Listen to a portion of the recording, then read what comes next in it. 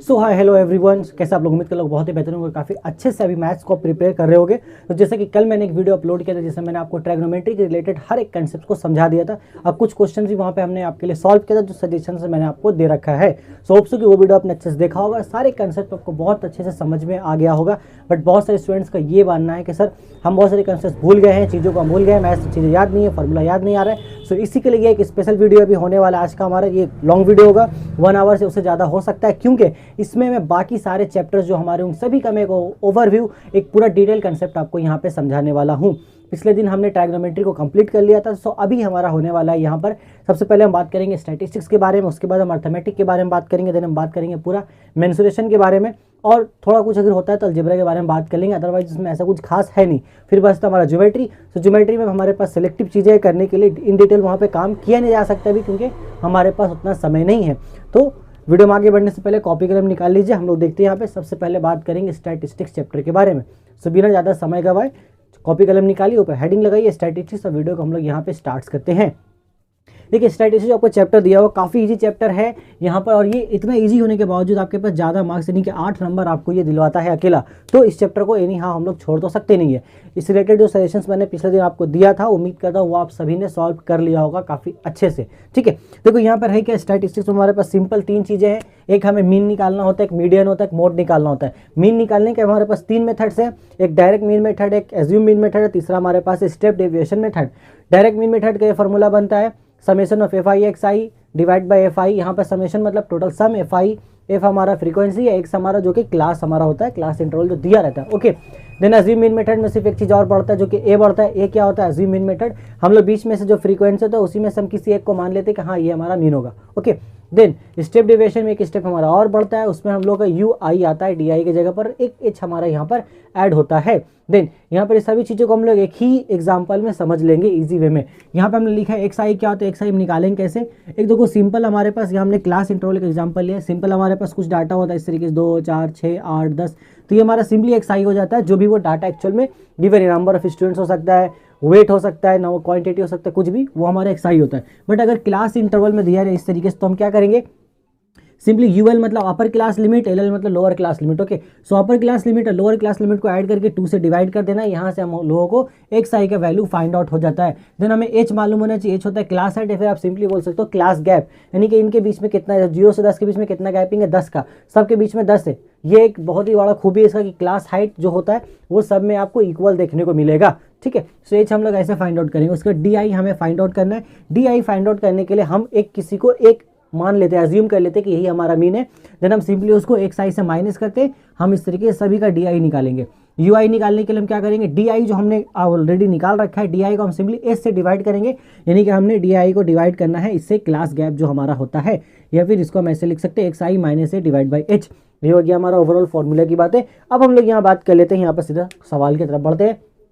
पहला सवाल हमारे पास सिंपली आता है, ये देखो सी आई शॉर्ट में लिखा है मैंने क्लास इंटरवल, हमने 0 से 10, 10 से 20, 20 से 30, 30 से 40। यहाँ देख करके आप इजीली बता सकते हो कि इसमें एच कितना होगा। एच हमारा 10 होगा, क्योंकि सब में क्लास गैपिंग कितना है, 10 का। हमें फाइंड आउट करना होगा एक्स आई। ये हमारे फ्रीक्वेंसीज दिया है, इसका 2 है, इसका 4, इसका 5, इसका 6। इसके लिए हमने एक्स आई निकालना कैसे, 10 और 0 ऐड करेंगे, 10 आएगा, डिवाइड बाई 2 5 आएगा, 20 10 30 डिवाइड बाई 15 आएगा। इस तरीके से आप करोगे 25, यहाँ लास्ट में आएगा 35।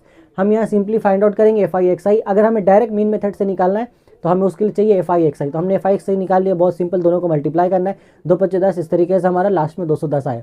यहाँ तक हम आके रुक गए। हम सिंपली इस फॉर्मूला में जाएंगे, इस 210 को हम पुट करेंगे, क्योंकि मैक्सिमम कितना आ रहा है यहाँ पर, सॉरी सम ऑफ, अब इन लोगों का सम हमें निकालना है। इन लोगों का हम सम करेंगे, कितना आएगा, यहाँ से आ जाएगा 5 6 1 7 7 2 9 1 10 का 0 1 बच गया, 2 1 3 और 1 4। ये हो गया हमारे पास क्या हो गया, एफ आई एक्स आई। तो ये एफ आई एक्स आई का वैल्यू यहाँ पुट करेंगे, and sum of F I यानी कि ये जो हमारा है इसका हम यहाँ पे निकाल लेंगे सम ऑफ एफ आई।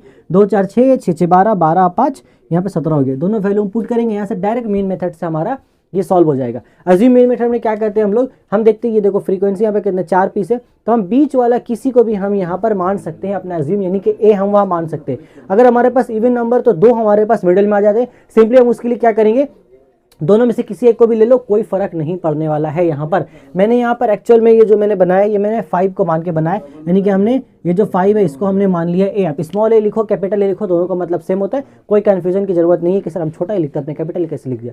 ठीक है, कोई दिक्कत वाली बात नहीं इसमें।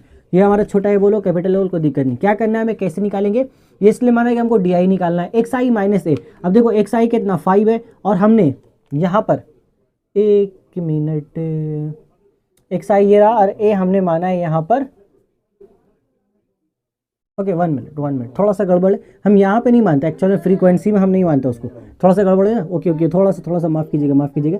हम लोग फ्रीक्वेंसी में ए नहीं मानते, एक्स आई में मानते हैं। एक्स आई जो हमारा डाटा होता है उसमें से हमें मानना होता है, ये हमारे पास ये डाटा है, इसमें से मान लीजिए हमने 25 को मान लेते हैं हम, नहीं हमने यहाँ पे 15 को माना है, 15 को हम ए मान लेते हैं, ठीक है। अब क्या होगा, हमें क्या करना है, एक्स आई में से ए माइनस करना है।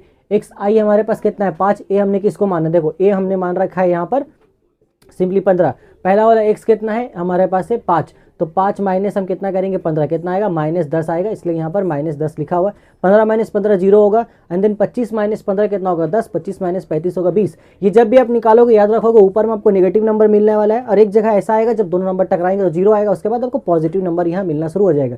ये हम निकाल लिए डी आई। अब डी आई निकालने के बाद हमारा काम यहाँ पे खत्म हो जाता है। हम यहाँ पे सिंपली क्या करेंगे, डी आई आया ना हमारे पास एक और कॉलम यहाँ पर आएगा एफ आई, देखो एफ आई ऑलरेडी, इसको एफ आई हम लिख देते, ठीक है। एफ आई ऑलरेडी एक कॉलम यहाँ पे अगर बनाएंगे तो एक कॉलम बनेगा जहाँ पे हम एफ आई और डी आई निकाल रहे होंगे। सिंपली हमें एफ आई डी आई मिलेगा, हम यहाँ जाके फॉर्मूला हम पुट करेंगे, ऑलरेडी ए हमने मान रखा है, हमें अज्यूम मीन मेथड से हमारा वहाँ पे सॉल्व हो जाएगा। बट अगर हमें स्टेप डिविजन मेथड बोलेगा तो एक स्टेप हम और आगे जाएंगे, जहाँ पे हमें निकालना होगा डी आई यू आई निकालना होगा। यू आई निकालने का सिंपल मेथड है, डी आई हमने निकाल रखा है, उसको हम डिवाइड कर देंगे एच से। एच कितना है यहाँ पर 10 है, तो देखो यहाँ पर -10 है, अब हमें निकालना है तो डी आई बाई एच करना होगा। पहला डी आई कितना -10/10, तो डिवाइड बाई कितना आएगा -1, इसलिए -1 हुआ, 0 था 0 आ गया, यहाँ पे 10 डिवाइड बाई 10 होगा तो 1, 20 डिवाइड बाई 10 होगा तो 2, ये सिंपली आ गया। अब हम क्या करेंगे, यहाँ पे एक और कॉलम हम यहाँ पे बढ़ा सकते हैं, क्योंकि बढ़ाना ही होगा इनकेस हमें यहाँ पर, अगर हमें यहाँ पे सारी चीज़ें निकालनी एक ही क्वेश्चन में सब समझते हैं यहाँ पर। अब मान लो हमें यहाँ पे एफ आई डी आई भी चाहिए, एफ आई यू आई भी चाहिए, तो हम इस कॉलम में एफ आई डी आई निकाल लेंगे या एफ आई यू आई निकाल लेंगे। देन जो भी आएगा हमारे पास यहाँ पे हम समेशन कर लेंगे, एफ आई डी आई का जोड़ के देखते कितना आता है, देन यहाँ पे हम एफ आई डी आई जोड़ के हम निकाल लेंगे, वो आप कर लोगे, आपकी प्रैक्टिस हो जाएगी यहाँ पर। और जो भी वैल्यूज़ हमें यहाँ पे मिल जाएंगे, इन वैल्यूज़ को हम उठाएंगे, यहाँ पे F I you I put करेंगे, ए हमने ऑलरेडी यहाँ पे 15 मान रखा है, समेशन ऑफ एफ आई हमने ऑलरेडी 17, यहाँ पर एच हमारा 10 है, सिंपल पुट करना है, आंसर निकालना बहुत ईजी पड़ता है। तो चलिए यहाँ तक हमारा पूरा जो मीन मेथड था वो कंप्लीट होता है। इसके बाद हम मीडियन एंड मोड की तरफ आगे बढ़ते हैं, बट उससे पहले आप इन चीज़ों को जल्दी से उतार लीजिए एंड या फिर स्क्रीनशॉट लीजिए, जैसा आपको बेहतर लगे। हम यहाँ पे इसको इरेज करके आगे बढ़ते हैं, चलिए।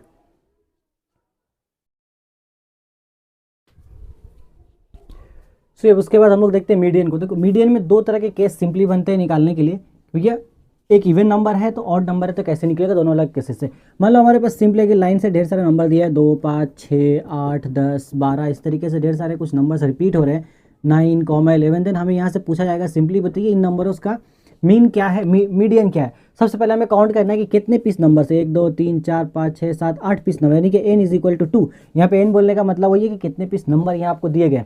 अगर n हमारे पास 8 यानी कि इवन आया है तो इवन के लिए हम सिंपली ये फॉर्मूला अप्लाई करेंगे। सबसे पहले हम क्या करेंगे, 8/2 करेंगे, कितना मिलने वाला 4, यानी कि 4th ऑब्जर्वेशन ये बताने वाला है, 4th ऑब्जर्वेशन, यानी कि भैया कितना नंबर वाला हमें पकड़ना है वहाँ से। और यहाँ सिंपली हम दूसरा करेंगे, यहाँ पर हमें लेना होगा 8/2 + 1, 2 का एलसीएम लोगे ऊपर 10 आएगा, तो ये हमारे पास आ जाएगा सिंपली 5th ऑब्जर्वेशन। तो हम यहाँ क्या करेंगे, 4वां नंबर अब 5वां नंबर वाले आदमी को पकड़ेंगे। चौथे नंबर पर है 8, 5वें नंबर पर है 10, दोनों को पकड़ना है। 4th ऑब्जर्वेशन क्या है 8, 5th ऑब्जर्वेशन क्या है 10th, दोनों का हम यहाँ पे एवरेज लेंगे। ये जो आएगा ये हमारा फाइनल आंसर होता है। सो इवन नंबर है, थोड़ा सा झमेला है, पहले हमें फाइंड आउट करना होगा दोनों पोजीशंस को, क्या क्या पोजीशंस हमें मिल रहा है, दोनों पोजीशंस में जो नंबर्स उनको लेना है, उनको लेकर के सिंपली उनका एवरेज निकाल लेना है। जैसे 8, 10 हमारे पास 18, 18/2 इसका क्या हो गया 9 आएगा हमारे पास सिंपली आंसर, यानी कि यहाँ पर हमारा मीडियन क्या होने वाला है 9। अब ये देख लो 9 नंबर जो आदमी है वो हमारा मीडियन होगा, ठीक है। लेकिन एक चीज़ यहाँ पे मैं बोलना आपको भूल गया शुरू में, यहाँ पे एक चीज़ याद रखोगे, ये शायद मेरा, हाँ सबसे पहला स्टेप, अगर आपको इस तरीके का क्वेश्चन दिया जाता है, इस तरीके का क्वेश्चन दिया जाता है तो आपको सबसे पहले क्या करना है, आदमी को यहाँ पर डिक्रीजिंग ऑर्डर में, इंक्रीजिंग ऑर्डर में यहाँ पर आपको सजा लेना है। इंक्रीजिंग ऑर्डर में आपको चीज़ों को सजा लेना है, यानी कि छोटे से बड़े। सबसे छोटा नंबर है तो 2, 5, 6 यहाँ पे ठीक था, तो 2, 5, 6 और 6 के बाद हमारा 8 भी ठीक था, 9 लिखेंगे, फिर 10 लिखेंगे, 11 लिखेंगे, 12 लिखेंगे, ऐसे आपको सजावट कर लेना है। उसके बाद हम देखेंगे 4th पोजीशन पर तो हमारा 8 ही आ रहा है, लेकिन यहाँ पर 5th पोजीशन पे कौन आ रहा है 9 आ रहा है, तो 9 हम लेंगे यहाँ पर 2 और यहाँ पर हमारे पास आ जाएगा, एक बार नंबर हम लोग सही कर लेते हैं एग्जाम्पल लेने के लिए, क्योंकि वैसा ही आपको वहाँ पर नंबर मिलेगा 12, 14, 16 ऐसा ले लेते हैं, ठीक है, क्योंकि उसमें ना पॉइंट पे आंसर आ रहा था। अब 4.5 ऑब्जर्वेशन ढूंढना मुश्किल है, क्योंकि वैसा क्वेश्चन आपको बोर्ड एग्जाम में मिलेगा भी नहीं। तो ये सिंपली हमारे पास हो गया आपका 5th ऑब्जर्वेशन पे आएगा 10, तो यहाँ से हमें देखने को मिलेगा आपको 4th ऑब्जर्वेशन, यहाँ से देखने को मिलेगा 6th ऑब्जर्वेशन। तो चौथे नंबर पर तो 8 है और छठे नंबर पर कितना है 12, 12 ले लीजिए, 12 8 हो जाएगा 20, 20 डिवाइड बाई हो जाएगा आपका 2, यहाँ से आंसर कितना आएगा 10, यानी कि हमारा मीडियन है इस क्वेश्चन के लिए 10। ऐसे हमें फाइंड आउट करना होगा। अगर और नंबर्स भी है दिए हुए, मान लो एक हम यहाँ से हटा देते हैं इसको, तो हमारे पास टोटल 4 3 7 होगा, ये हो गए। और इसमें भी हमें इंक्रीजिंग ऑर्डर में सजा देना, छोटा सबसे पहले, उसके बाद लास्ट में सबसे बड़ा नंबर आएगा। देन उस केस में सिर्फ ये वाला फॉर्मूला अप्लाई करना है। इसमें ध्यान रखोगे n+1 साथ में डिवाइड बाई 2, यानी कि टोटल कितना n की जगह पे 7 आएगा, 7 + 1/2 8 हो जाएगा, 8/4, यानी कि 4th ऑब्जर्वेशन हमें ढूंढना है। 4th ऑब्जर्वेशन कौन है 8, यानी कि यही हमारा मीडियन है, ठीक है, सिंपली ये हमारा हो गया। बट इसके अलावा सर एक चीज़ तो और होता है यहाँ पर, वो हमारे पास ये होता है, ये वाला आज में अगर कम्युलेटिव फ्रीक्वेंसी का बात होता है तो, ठीक है, कम्युलेटिव फ्रीक्वेंसी में ये हमारा आ जाए, तो उसमें क्या होता है एल हमारा यहाँ पर रहता है, लोअर लिमिट हम सिंपली लेते हैं, जो मीडियन क्लास होता है उसका हम लोअर लिमिट। मीडियन क्लास क्या होता है सर, n/2 जो आपको दिख रहा है n/2 ही हमारा कहलाता है मीडियन क्लास। मीडियन क्लास, इसको थोड़ा सा उतार लीजिए, इस चीज़ को भी अच्छे से एक्सप्लेन करते हैं। चलिए जल्दी से इसको उतारिए, फिर आगे बढ़ेंगे।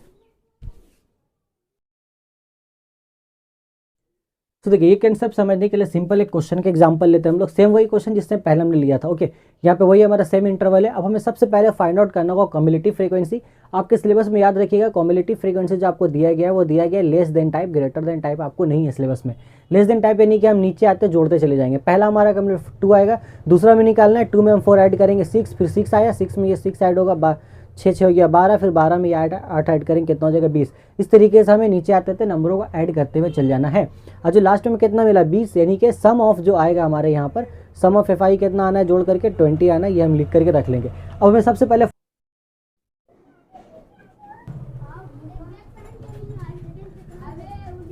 मीडियन के बाद हम देखते हैं मोड। देखो मोड काफ़ी इजी कंसेप्ट है, मीन मीडियन मोड में सबसे ज़्यादा आसान होता है मोड निकालना, ठीक है। देखो मोड में क्या होता है, सिंपली जिसका फ्रीक्वेंसी सबसे ज़्यादा, यानी कि जो नंबर सबसे ज़्यादा बार रिपीट हुआ है उसी को हम लोग एज अ मोड लेते हैं। और अगर हमारे पास क्लास इंटरवल में क्वेश्चन है इस तरीके से, अगर आपके पास क्वेश्चन ऐसा है कि इस तरीके से नंबर दिया है 2 4 8 10 12 14 16 20, तो इस तरीके से ढेर सारे नंबर्स, उसमें से आपको पूछा है कौन सा मोड है, तो उसमें क्या होगा, कुछ इस तरीके से नंबर आपको कुछ रिपीट कर रहा होगा, आपको ढूंढना होगा कौन सा नंबर सबसे ज़्यादा बार रिपीट कर रहा है, वही आपका मोड होता है। बट इस केस में हम क्या बात करेंगे, यहाँ पे हम लोग देखते हैं क्या है। जैसे इस तरीके का क्लास इंटरवल अगर दिया रहता है तो यहाँ पे सबसे पहले हमें एक मॉडल क्लास फाइंड आउट करना है। आप खुद ही बताओ किस क्लास का इंटरवल सबसे ज़्यादा, फ्रीक्वेंसी सबसे ज़्यादा है, तो फाइंड आउट करोगे कि ये जो 40 से लेकर 50 वाला जो हमारा क्लास इंटरवल है इसका फ्रीक्वेंसी 18, यानी कि यही हमारा बनेगा यहाँ पर मॉडल क्लास। एकदम सिंपल सी बात है। फॉर्मूला में जाते हैं, उन्होंने सिंपली बोल रखा है L + F1 - F0 divide by 2 F1 - F0 - F2 into H आपको पता है क्लास गैप होता है, L आपको पता है लोअर क्लास, जो आपने यहाँ पे मॉडल क्लास उसका लोअर क्लास आपको पकड़ना है, यानी कि 40 हो गया। तो L बराबर कितना होगा आपके पास, सिंपली होगा 40, ठीक है। इसके बाद हमें यहाँ फाइंड आउट करना है, काफ़ी सिंपली यहाँ पे फाइंड आउट करना है हमें F1। तो F1 जो हमारा है, F1 वो फ्रीक्वेंसी है मॉडल क्लास का, तो F1 कितना होगा 18, ठीक है, क्योंकि मॉडल क्लास का तो फ्रीक्वेंसी वही है हमारे पास 18। उसके बाद हम दो चीज़ लेते हैं, एक मॉडल क्लास के ऊपर वाला यानी कि उससे पीछे वाला फ्रीक्वेंसी, और एक उसके बाद वाला फ्रीक्वेंसी। तो जो पीछे वाला फ्रीक्वेंसी है उसको हम लोग F0 बोलते हैं, और जो बाद वाला है उसको F2 बोलते हैं। यहाँ ध्यान रखोगे, कन्फ्यूजन नहीं होना चाहिए। F1 से ऊपर आएंगे 0, देखो F1 और 1 से पहले क्या आता है 0, तो जो 0 होगा वो पहले वाला फ्रीक्वेंसी होगा, ठीक है। मॉडल क्लास के पहले वाला फ्रीक्वेंसी 0 से डिनोट कर रहे हैं, इसलिए हमें यहाँ पे कन्फ्यूजन नहीं करना आपको। तो 0 हमारा कौन होगा, उससे पहले वाला, क्योंकि 1 से पहले क्या आता है 0। तो यहाँ कितना हो गया 12। अब F2 क्या आता है, 1 के बाद आता है 2, तो यहाँ से सिंपली हम लोग याद रखेंगे कि हमें जो मॉडल क्लास उसके बाद वाला फ्रीक्वेंसी पकड़ना है, तो वो आएगा F2 हमारे पास 6। देखो सारे वैल्यूज़ हमारे पास हैं, और H कितना हमारे पास है 10। अब इन सारे वैल्यूज़ को यहाँ ले जाके हम पुट करेंगे, तो हमारे पास सिंपली यहाँ फ्रीक्वेंसी जो है, यहाँ पे मोड जो है निकल के आ जाएगा इस क्वेश्चन का, ठीक है। सो ओवरऑल उम्मीद करता हूँ यहाँ तक आपको सारी चीज़ें समझ में आ गई होंगी। ये हमारा ओवरऑल जो पूरा स्टैटिक्स था खत्म हो गया। इसके बाद हम अर्थमेटिक के बारे में बात करेंगे, आप ओवरऑल कंसेप्ट देखो। और स्टैटिक्स में एक चीज़ बताऊंगा, अगर आपको मान लो एग्जाम में मीन निकालने आता है और वहाँ पर अगर मेंशन नहीं है कि आपको किस मेथड से निकालना है, तो मेरा सजेशन रहेगा, मेरा ऐसा मानना है कि आप स्टेप डेविएशन मेथड से निकालो। क्योंकि स्टेप डेविएशन में जब आप अगर देखोगे पीछे वीडियो रिवाइंड करके, स्टेप डेविएशन में क्या होता है कि नंबर काफ़ी छोटे हो जाते हैं लास्ट में, तो कैलकुलेशन काफ़ी आसान होता है। सिर्फ आपको 2 लाइन बढ़ाना होगा टेबल में ही, जिससे आप बड़े जो कैलकुलेशन हो, जो नीचे आने टाइम जो बड़ा कैलकुलेशन होता है उससे आप बच जाओगे। अगर वहाँ मेंशन है तब तो कोई बात नहीं, बट अगर मेंशन नहीं है तो मेरा सजेशन है आप बनाओ उसको स्टेप डेविएशन से, जिससे जब आप एक्चुअल में वहाँ पे मीन फाइंड आउट कर रहे होगे तो वहाँ पे जो एरर होता है कैलकुलेशन में वो बिल्कुल मिनिमम से मिनिमम होगा। ठीक है, बाकी मीडियन मोड काफ़ी ईजी है, आप इसको जल्दी से उतारिए। हम आगे बढ़ते हैं अब अपने नेक्स्ट ब्रांच यानी अर्थमेटिक की तरफ। चलिए उतार लीजिए इसे।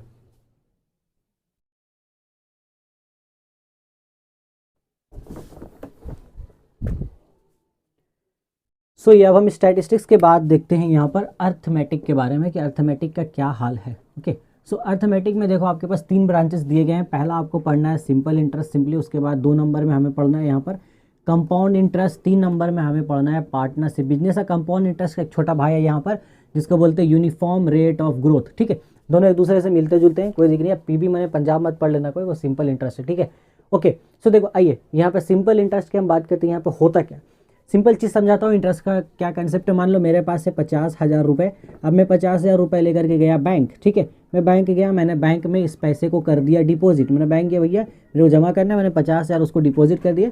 ठीक है, मैं भूल गया कि मैंने 50,000 जमा भी किया था। फिर 1 साल के बाद, कितना टाइम यहाँ पर, 1 साल के बाद मैं वापस बैंक गया, उसको बोला भाई मेरे 50,000 वापस कर दो। बट बैंक वाले ने मुझे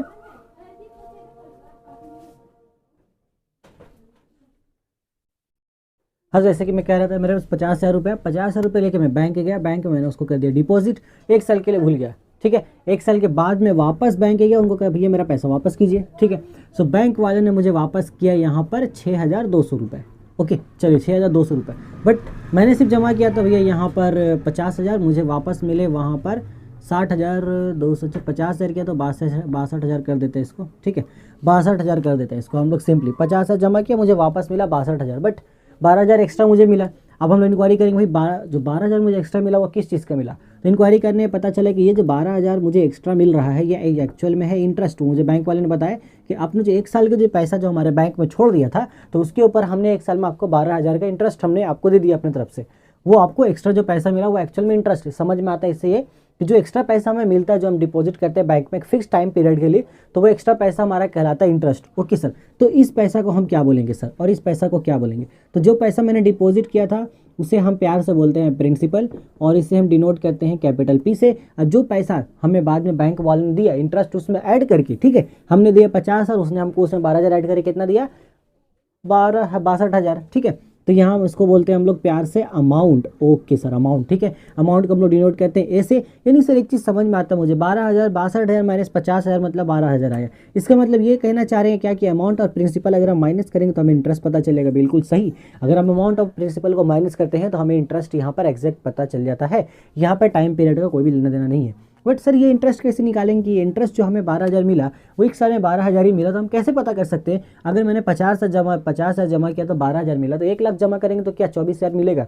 इसी कंसेप्ट से तो मिल सकता है। बट क्या अगर हम ये 50,000 को 1 लाख रुपए ले और उसको हम 2 साल के लिए जमा करें तो कितना मिल सकता है ना। ये सारे सवाल उठते हैं। इसके लिए यहाँ पर सिंपल एक सिंपल इंटरेस्ट का फॉर्मूला बनाया उन्होंने बताया। सिंपली आप जितना पैसा आप जमा कर रहे हो प्रिंसिपल आपका, उसको आप मल्टीप्लाई कीजिए कि भैया कितना रेट से आपको वहाँ पर इंटरेस्ट मिल रहा है, जिसको हमने आर नाम दिया है। एंड देन टाइम हम यहाँ टी लेंगे, डिवाइड बाय 100 करेंगे।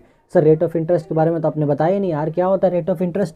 देखो आर इज इक्वल टू, इसको हम प्यार से बोलते हैं rate of interest. Okay, rate of interest simply समझाता हूँ, बहुत डिटेल में समझाने का समय नहीं है, कि इंटरेस्ट गिवन ऑन पर 100 रुपीज़। हर 100 रुपये पे आपको बैंक कितना दे रहा है। मान लो 100 रुपये पे, हर 100 रुपये पे आपने तो जमा किया 50,000, बट बैंक का जो कैलकुलेशन होता है वो हर 100 रुपये पर होता है। मान लो 100 रुपये पर आपको 1 रुपये दिया जा रहा है, उस हिसाब से कैलकुलेशन होगा कि भैया आपका ये 50,000 पे कितना आपको पड़ गया। तो वो फिक्स होता है, वो लोग बोलते हैं ठीक है हम आपको जो रेट है ना वो 5% के हिसाब से देंगे। मतलब हर साल आपका पैसा मान लो 50,000 का 5% आपको पड़ जाएगा। अब 50,000 का जो भी 5% होगा वो हम निकाल लेंगे। इस तरीके से ये सिंपल इंटरेस्ट का एक फॉर्मूला बनाया गया। बट मैंने बैंक वाले से एक सवाल यहाँ पे पूछा, यहाँ तक मुझे सिंपल इंटरेस्ट समझ में आया। मैंने बैंक वाले से कीजिए सवाल पूछा कि भैया बताइए, अब 1 साल के मैंने छोड़ दिया, मुझे 12,000 इंटरेस्ट मिला, क्या अगले साल अगर मैं और 1 साल छोड़ता हूँ तो क्या मुझे 12,000 इंटरेस्ट मिलेगा। तो बैंक वाले ने बोला हाँ आपको 12,000 और इंटरेस्ट उसमें ऐड हो जाएगा। मैंने बोला नहीं, मुझे इंटरेस्ट 12,000 नहीं, उससे ज़्यादा चाहिए। वो कैसे कर सकता हूँ वो बताइए। लेकिन मैं प्रिंसिपल चेंज नहीं करना चाहता हूँ, मेरा प्रिंसिपल यही रहेगा फिलहाल के लिए। मैंने जो जमा किया मतलब और एक्स्ट्रा मैं नहीं जमा करूँगा बैंक में।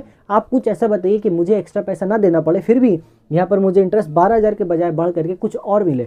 उन्होंने बताया आप एक काम कीजिए, आप यहाँ पे कंपाउंड इंटरेस्ट में अपने पैसे को डिपॉजिट कराइए। अब ये क्या होता है उन्हीं से पूछते हैं।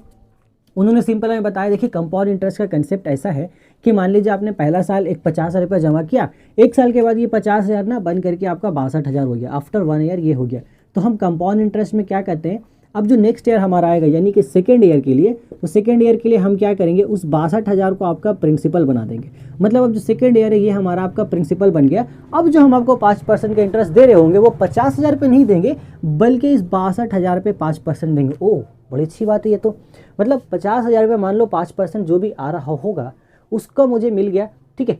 मान लो 12,000 ही मानता, जैसे 50,000 आया तो उसमें मुझे 12,000 का मिल गया 5%, ठीक है। अब 62,000 हो गया, अब जाहिर सी बात ज़्यादा मिलेगा क्योंकि 50,000 का 5% और 62,000 का 5%, दोनों में फ़र्क है। तो ये हमारा काफ़ी अच्छी बात। ओके, सो इस तरीके से मेरा एक और सवाल आया। अच्छा एक बात मानिए, मान लेते हैं एक साल बाद आपने मुझे 5% दिया, मैं रैंडम कुछ नंबर ले रहा हूँ, ठीक है, एग्जैक्ट 5% मैं नहीं निकाल रहा हूँ, एक रैंडम नंबर लेता हूँ। मान लेते हैं कि अगर 2 साल के बाद हमारा पैसा जो 62,000 था, इसमें इंटरेस्ट मिलने के बाद ये 62,000 हमारा 75,000 बन जाता है। ओके, तो क्या ऐसा होगा कि ये जो 75,000 मुझे मिला, जो हमारा थर्ड ईयर होने वाला है, तो थर्ड ईयर में क्या ये जो 75,000 हमारा पैसा है ये प्रिंसिपल बनेगा? तो बैंक वाले ने कहा हाँ बिल्कुल बनेगा प्रिंसिपल। ओहो बहुत अच्छी बात है ये। तो सिंपल इंटरेस्ट में क्या होता है, सिंपली समरी करते हैं हम लोग, जितना हमने जमा किया, हमने 50,000 जगह जमा किया, वो चाहे 1 साल हो, 2 साल हो, 3 साल जो भी हो, हमें हर साल 5% करके वहाँ पर 50,000 पर ही मिलते रहेंगे। अगर हमने 10 साल जमा किया तो हर 10 साल में 10 साल तक वो सिर्फ 5% करके हर साल बढ़ेगा उस 50,000 पर ही। बट कंपाउंड इंटरेस्ट में क्या मामला है, अगर हमने इसको जमा किया 50,000, 1 साल के बाद अगर वो 62,000 होता है तो अगले साल हमें 62,000 के ऊपर 5% मिलेगा। फिर अगर मान लो 2 साल के एंड में अगर 75,000 हो जाता है तो तीसरे साल जब शुरू होगा तो उसमें हमें इस 75,000 रुपये के ऊपर 5% मिलेगा। मान लो 3 साल के बाद ये 75,000 बढ़ करके एनी हाउ मान लेते जस्ट सपोज 1 लाख रुपए हो जाता है, देन जो अगला ईयर हमारा शुरू होगा यानी कि 4th ईयर, वहाँ पे हमें 5% इस 1 लाख रुपए के ऊपर मिल रहा होगा। तो ये कमाल है कंपाउंड इंटरेस्ट का। होप सो ये भी चीज़ें आपको अच्छे से समझ में आ गई होंगी दोनों के ऊपर। सो इसलिए हमारा सिंपल इंटरेस्ट निकालने का ये फॉर्मूला हमारा सिंपली बनता है। कंपाउंड इंटरेस्ट निकालना हमें है, ठीक है। कंपाउंड इंटरेस्ट निकालने से पहले हम क्या करते हैं, पहले अमाउंट पता करते हैं। कंपाउंड इंटरेस्ट में अमाउंट निकालने का ये फॉर्मूला है। अमाउंट होता है हमारा P × 1 + R/100 to the power n। n हमारा वहाँ पर नंबर ऑफ ईयर्स है, R रेट ऑफ इंटरेस्ट है, P प्रिंसिपल है, A फॉर अमाउंट है। कंपाउंड इंटरेस्ट कैसे निकलेगा, सिंपल अमाउंट माइनस प्रिंसिपल, ऐसे निकलता है। अब अमाउंट पहले आप यहाँ से निकाल लीजिए, अमाउंट का वैल्यू यहाँ पुट कीजिए, फिर प्रिंसिपल से माइनस कीजिए, आपको इंटरेस्ट मिल जाएगा। होप सो आपको ये सारी कंसेप्ट अच्छे से समझ में आ गई होंगी। जल्दी से स्क्रीनशॉट लीजिए, उतार लीजिए। फिर यहाँ से पार्टनरशिप बिजनेस का भी कंसेप्ट समझ लेते हैं। देन उसके बाद कुछ इंपॉर्टेंट टाइप्स ऑफ क्वेश्चंस हम कर लेंगे, कुछ इंपॉर्टेंट क्वेश्चंस भी आपको बता दिया जाएगा, जिससे ये चैप्टर हमारा पूरा ब्रांच ही खत्म हो जाएगा। चलिए जल्दी से उतार लीजिए। ओके देखिए, अभी क्या हम पार्टनरशिप बिजनेस के बारे में चीज़ों को जानेंगे। देखो हमारे पास पैसा गया, मान लीजिए 1 साल के बाद हमारे पास पैसा आया, हमें 50,000 रुपये था, हमने 50,000 रुपये लिया। हमारे 2 और दोस्त उन लोगों को बोले एक काम कीजिए भैया, आप लोग यहाँ पर 60,000 रुपये, एक दोस्त के पास 60,000 था, एक बोले मेरे पास तो 80,000 ले लेते हैं हम, कोई बात नहीं है, लेने में क्या ही जाता है, ठीक है। अब मिल करके हमें एक बिजनेस करना है, सिंपली कुछ काम करना है। हमने सिंपल सोचा ठीक है हम एक काम करते हैं, 3 आदमी हैं, हम 3 आदमी मिल करके एक छोटा सा IT सेक्टर का कंपनी खोलते हैं, आराम से इतना पैसा मिलाते हैं, टोटल कितना हुआ देख लेंगे। एंड देन हम बाद में ये जो पूरा पैसा, इस पूरा पैसा को इन्वेस्ट करना चाहते हैं 1 साल के लिए। ओके, हम एक छोटा सा दुकान खोलेंगे जिसमें इस पैसा को हम लोग वहाँ पे इन्वेस्ट करेंगे। कुछ कंडीशंस हमने वहाँ पे रख दिया है कि इतना फिक्स डिपॉजिट जाएगा, इतना डिपॉजिट करना है, ये सिक्योरिटी मनी है, ये प्लेस रहेगा। उस तरीके से हमारा पूरा यहाँ पर शेड्यूल हो गया। फिर हमने यहाँ पे काम भी बांट लिया, भाई तू काउंटर देख लेना, मैं क्लाइंट लेकर के आऊँगा, देन क्लाइंट आने के बाद जो प्रोसेस होता है वो तू देख लेना। इस तरीके से 3 लोगों ने हमने अपने यहाँ पे काम बांट लिया। बट अब जब बात होता है 1 साल के बाद, जब हमने प्रॉफिट जनरेट कर लिया, ओके, मान लो 1 साल के बाद इन तीनों ने मिला करके 8 6 14 5 19, ओके, सो 1,90,000 रुपये समथिंग इन लोगों ने इन्वेस्ट कर दिया। अब मान लेते हैं कि 1 साल के एंड में इन लोगों ने 50,000 का टोटल प्रॉफिट वहाँ पे बनाया था। सो अब ये तीनों प्रॉफिट कैसे बांटेंगे, ये सिंपल सा बात है, क्योंकि तीनों ने इक्वल कैपिटल तो इन्वेस्ट नहीं किया। यहाँ पे मैं एक वर्ड यूज़ कर रहा हूँ कैपिटल, क्योंकि जितना पैसा हम इन्वेस्ट करते हैं उसको कैपिटल बोला जाता है बिजनेस के टर्म्स में, ठीक है, वो कैपिटल होता है। और जो हमारा वहाँ से प्रॉफिट बन रहा होता है वो हमारा सिंपली प्रॉफिट ही रिटर्न कहलाता है, कितना प्रॉफिट बना है। सो हमें प्रॉफिट इन तीनों को बांटना है, बट ऐसे हिसाब से बांटना है कि किसी के साथ नाइंसाफ़ी ना हो। इक्वली तो बांट नहीं सकते 50,000, क्योंकि तीनों ने इक्वली यहाँ पर काम नहीं किया, इक्वली पैसा नहीं लगाया था। सिंपली यहाँ से क्या तरीका आता है पार्टनरशिप में, सिंपली हम लोग क्या करते हैं, जितना भी प्रॉफिट होता है यानी कि हम कैपिटल का रेशियो लेते हैं, कैपिटल जितना है ना उनका हम निकालते हैं यहाँ पर रेशियो, यानी कि एक ले लो 50,000, रेशियो में आएगा 60,000, रेशियो में आएगा 80,000, ठीक है। इनका रेशियो निकालो, 4 0 कट जाएगा सब में, 5:6:8 यहाँ पे। फिर इसको हम लोग करेंगे सम। तो देखो वही मैं बोल रहा था, सबसे पहले हम लोग कैपिटल का रेशियो निकाल लेंगे। कैपिटल का रेशियो आने के बाद हम इसका लेते हैं सम ऑफ रेशियोज करते हैं, यानी कि सम ऑफ रेशियो। तो ये हमारा स्टेप नंबर 1 था। स्टेप नंबर 1 में हमने क्या किया, कैपिटल का रेशियो निकाला। स्टेप नंबर 2 में हमने क्या किया, सम ऑफ रेशियोज निकाला। अब स्टेप नंबर 3 में हमारा यहाँ पर आएगा प्रॉफिट डिस्ट्रीब्यूशन। उसके लिए हम लोग क्या कहते हैं, मान लो हमें ये हमारा पहला पर्सन था, ये हमारा सेकंड पर्सन था, थर्ड पर्सन था। तो फर्स्ट पर्सन को हमें प्रॉफिट बांटना है। तो जिस पर्सन को हमें प्रॉफिट देना है, हम उसका रेशियो को रखेंगे ऊपर। देखो ये हमारा उसका रेशियो 5, तो 5 हमारा रेशियो है पहला पर्सन का। एंड देन नीचे हम रखेंगे sum of ratio. Sum of ratio कितना आएगा, देखो 8 6 14, 14 5 19, तो सम ऑफ रेशियो आ गया 19। और इसको हम मल्टीप्लाई कर देंगे टोटल प्रॉफिट से। यहाँ पे आएगा टोटल प्रॉफिट, यानी कि कितना है ये 50,000। अब ये तो हमने रैंडम नंबर लिया था, इसलिए यहाँ पे ये कटेगा नहीं सही से, बट प्रोसेस है ये सिंपल है। जितना भी उन्होंने इन्वेस्ट किया बस टाइम समय को दे देगा, 1 साल 2 साल के लिए सब वहाँ लिखा रहता है। ये हो गया आपका। ओके, इसी सवाल को थोड़ा सा कॉम्प्लिकेटेड बनाने के लिए वो लोग सिंपली कुछ एक काम कर सकते हैं, जो आपको इस साथ डिस्कस कर लेते हैं। एक बार दोबारा समरी करके, स्टेप 1 में जितना कैपिटल सबका रेशियो लीजिए, स्टेप 2 में उन्हीं रेशियो का सम लीजिए, स्टेप 3 में जिस पर्सन का आपको निकालना है उसका रेशियो लीजिए और सम ऑफ रेशियो से डिवाइड करके मल्टीप्लाई कीजिए यहाँ पर टोटल प्रॉफिट से। आपको पता चल जाएगा कि इसके हिस्से में कितना आया। सेम वही प्रोसेस इसके लिए करेंगे। इसके लिए 6/19 इंटू 50,000 और थर्ड पर्सन के लिए 8/19 इंटू 50,000। सिंपल, बस इससे ज़्यादा और यहाँ पे कुछ नहीं है। एक बार स्क्रीनशॉट लीजिए। एक बार मैं यहाँ पे जो थोड़ा डिफिकल्ट करता है, ट्विस्ट करता है सवाल को, वहाँ पे समझाता हूँ क्या करना है। हो गया, मिटा देते हैं। चलिए देखो, एक थोड़ा सा जो डिफिकल्ट क्वेश्चन होता है ना, वो क्या होता है, देखो इसमें एक और कंडीशन हो सकता है कि कई लोग जब काम करते हैं वो ये बात कर लेते हैं कि भैया हम इतना इतना हिस्सा जो है ना वो अपने काम के हिसाब से बांटेंगे, इतना इतना हिस्सा हम लोग, मान लो यहाँ पे वो बोल देंगे कि 2:1। मान ले जैसे कि इन्होंने 50,000 रुपये दिया, बट वो सबसे मेहनत काम कर रहे हैं क्लाइंट ढूंढ के लाने का, और ये भैया हमारे वहाँ बैठ करके जो पूरा एक जो मैनेजमेंट सिस्टम वो संभाल रहे हैं। इनका काम सिर्फ काउंटर में बैठ करके जो बंदा आ रहा है उसको बस आगे सिर्फ फॉलो अप देना है। तो काम के हिसाब से बोला कि हमारा दोनों का काम ज़्यादा है, तो जितना भी पहले प्रॉफिट आएगा हम उसको इस हिस्सा में बांटेंगे, मतलब उस पूरा प्रॉफिट का इतना हिस्सा हम कर लेंगे। एक मिनट, वो हम लोग यहाँ पे ऐसा वो बोलता है कि भैया वो 2:2 उसको छोड़ दो। वो बोलेगा एक काम करेंगे, जो भी टोटल प्रॉफिट आएगा उसका हम 3/2 पार्ट लेंगे। 3/2 पार्ट अब 50,000 का ले लेंगे और उसको हम लोग आपस में 2:1 का हिस्सा में बांट लेंगे। मान लो यहाँ से इसका जो भी आएगा कितना आएगा, ये हो जाएगा हमारे पास 25,000 नहीं होगा, ये 50,000 था, तो हाँ 50,000 का आधा 25,000, 25 दिया गया 75। ये हमारे पास जो आया 7,500, इतना आया प्रॉफिट। तो इस प्रॉफिट को हम क्या करेंगे, इस रेशियो में बांटेंगे, यानी कि पहला पर्सन को हम देंगे, इसका भी सेम वही सम करेंगे, 2 दूना 4 1 5 आएगा। तो फर्स्ट पर्सन को प्रॉफिट कितना होगा, 2/5, उसका हिस्सा में 2 हिस्सा आना है, सम ऑफ रेशियो इतना है, मल्टीप्लाइड बाई 7,500 करके हमारे पास, ठीक है, ये हो जाएगा। तो इस हिसाब से हम उसको बांट देंगे। अब इस हिसाब से ना हमारे पास सब पर्सन का आएगा P1 P2 P3। देन अब ये तो हमारा मान लो 50,000 में से जो भी पैसा गया, अब लेकिन 50,000 प्रॉफिट अभी बचा है ना। मान लो 50,000 में से हमारे पास 7,500 चला गया, तो 7,500 जब हम माइनस करेंगे 50,000 में से, तो कुछ तो बचने वाला है।